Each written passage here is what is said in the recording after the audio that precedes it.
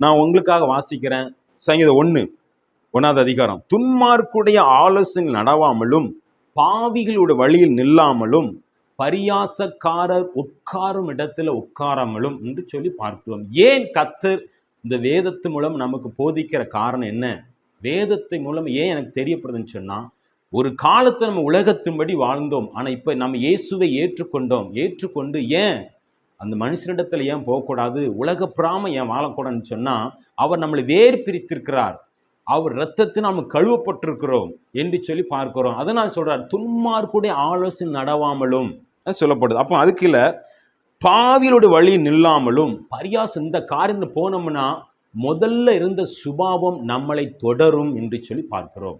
இங்க நல்ல பக்தன் சொல்றாரு, நடவாமல், நிற்காமல், உட்காராமல். நடந்தா நின்றுவோம், நின்றா உட்கார்ந்துருவோம் அப்படின்னு பார்க்க. அப்ப